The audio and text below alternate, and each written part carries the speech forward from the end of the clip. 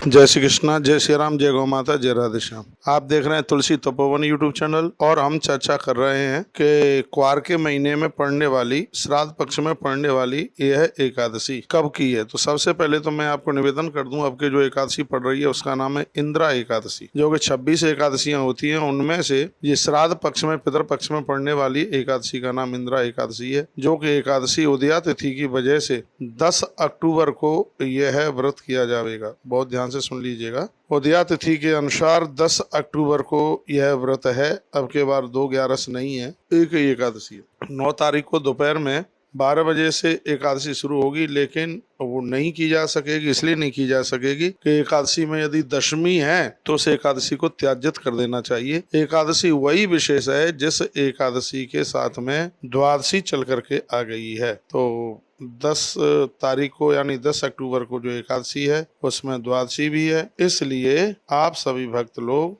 यह एकादशी 10 अक्टूबर को ही करें। पितृपक्ष में एकादशी होने की वजह से इस एकादशी की बहुत ज्यादा बड़ी महिमा है। इस दिन भगवान विष्णु को उपासना उन्हीं की जाती है, उन्हीं की इसमें पूजा की जाती है। तो जो एकादशी अधिक मास के साथ जो 26 हैं, उनमें इस एकादशी को एक विशेष एकादशी के नाम से माना गया है। हर वर्ष आश्विन मास के कृष्ण पक्ष में इंदिरा एकादशी चल करके आती है। इस एकादशी के दिन यदि आप अपने पूर्वजों का कोई श्राद्ध करते हैं तो ऐसा बताते हैं कि इससे पितृदोष समाप्त हो जाता है। पितृपक्ष में पड़ने की वजह से इंदिरा एकादशी का व्रत करने से भगवान विष्णु बहुत प्रसन्न होते हैं। ऐसे पूर्वज अति प्रसन्न हो जाते हैं। तो आपसे यदि हो सके तो आप ये एकादशी जरूर कीजिए। 9 तारीख को करना मत, क्योंकि 9 तारीख को 12:30 बजे एकादशी आरंभ होगी और उदिता में नहीं है। 10 अक्टूबर को एकादशी कीजिए और भगवान का पूजन कीजिए, वंदन कीजिए और आनंद इसी में ही है। भोर में जल्दी उठ करके स्नान आदि से निवृत्त होकर के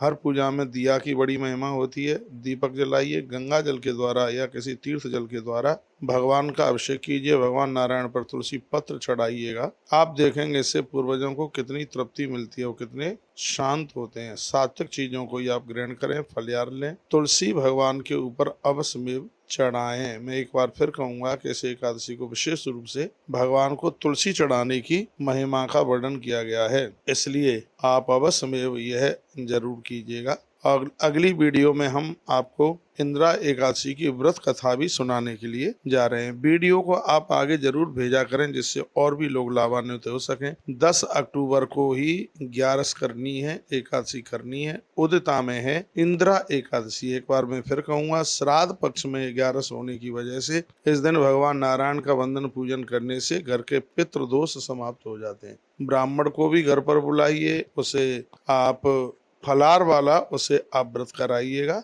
आनंद हो जाएगा। भगवान के चरणों में हमारी प्रार्थना है, आप सर्व प्रकार से आनंद की अनुभूति को प्राप्त करें। एकादशी व्रत का पारण भी मैं आपको बता दूं, मंगलवार को एकादशी पड़ रही है तो इसका पारण 11 अक्टूबर को होगा। 2023 11 अक्टूबर यानी उस दिन बुधवार पड़ेगा। और इस पारण का जो शुभ मुहूर्त है, अद्भुत मुहूर्त है, वो 6:20 से लेकर के सुबह 8:40 तक है। सुबह 6:20 से 8:40 तक, यानी बुधवार को 11 अक्टूबर को पारण का समय, पारण का मुहूर्त है। तो आप तुलसी पत्र गंगाजल में मिलाकर मुख में डाल करके और इसका आप पारण आप अवश्य में करें। पारण के द्वारा यदि व्रत में कहीं कोई त्रुटि रह गई है तो उसका प्रायश्चित हो जाता है। ये पारण की बहुत बड़ी महिमा है। तो इस वीडियो में, ऑडियो में हमने आपसे पारण की भी बात कर दी है। इस दिन की एकादशी की क्या महिमा है वो भी निवेदन कर दिया है। एकादशी कब की है वो भी बात मैंने आपको निवेदित की है। तो ये तीन बातें इस महात्म्य में हमने बताई है। आप वीडियो आगे जरूर भेजिए, ऐसे हमारे साथ जुड़े रहिए और हर एक अपडेट्स आपको प्राप्त होती रहेगी। इन्हीं शब्दों के साथ जय श्री कृष्णा, जय श्री राम, जय गौ माता, जय राधे श्याम। बोल बांके बिहारी लाल की जय हो।